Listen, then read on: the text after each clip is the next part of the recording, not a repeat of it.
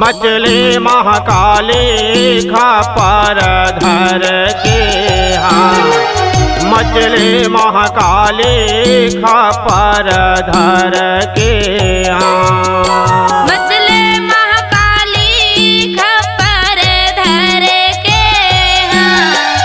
मचले महाकाली खपर धर के खपर धर के मचले महाकाली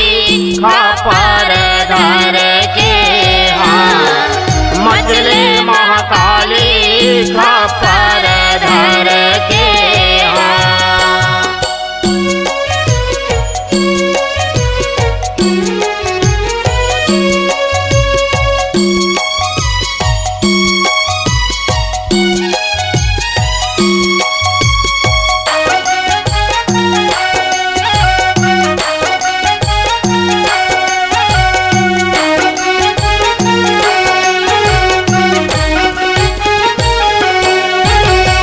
खपर धरे हाथ में मचले जब जब काले तीर काट लहु खून पियत है खेल करे विकराले हाहाकार मच त्रिभुवन में कौन करे रखवाले देव धनुज सब कांप के बोले आए परलय वाले ओ समय के गति निराली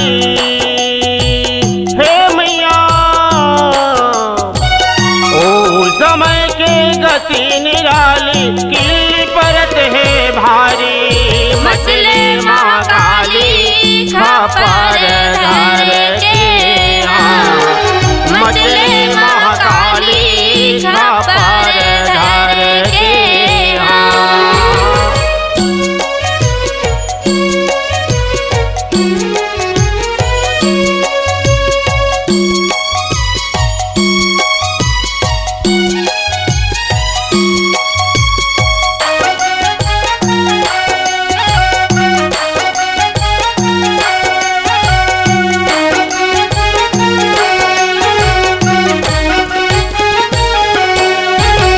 ब्रह्मलोक इंद्रासन कांपे डोले शेष फणिधर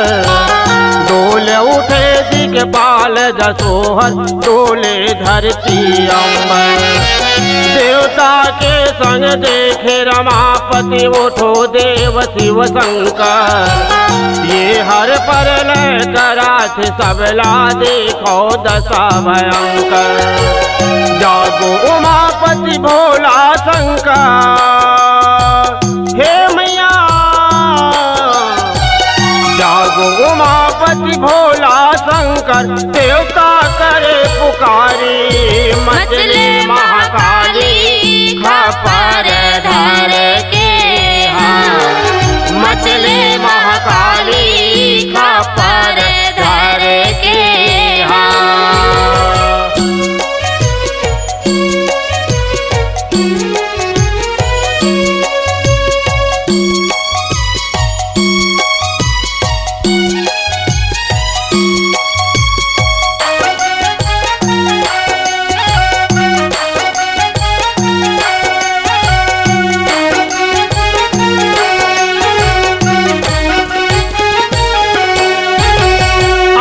रात के चले सदा शिव देवता युक्ति विचारी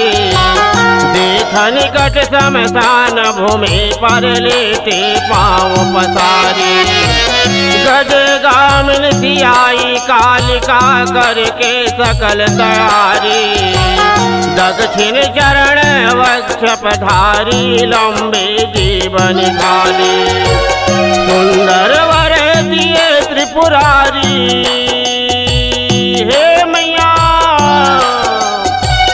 सुंदर वर दिए त्रिपुरारी देवता के रक्षाकारी मचले महाकाली खपर धर के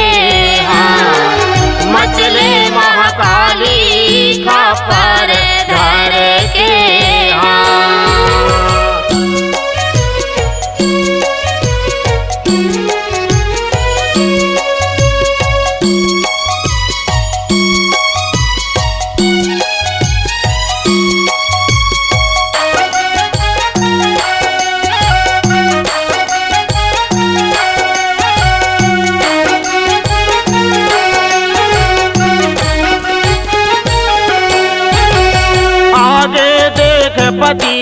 सकुची मन में आई गलानी, क्षमा करो आराध्य प्रभु जी कहे जोर जुगबानी। पापीला भक्षण करो तुम बोले औघट दानी, तुलसीदास भौरा सके गाथा परम सुहानी। सुमिरत अर्जुन हाचल का चैनी, हे मैया सुमिरत अर्जुन हाचल का चैनी, दया दृष्टि तुम्हारी। मचले महाकाली खपर धर के, मचले महाकाली खपर धर के, खपर धर के, मचले महाकाली खपर धर के, मचले महाकाली खपर धर के, मचले महाकाली खपर धर के, मचले महाकाली खपर धर के, मचले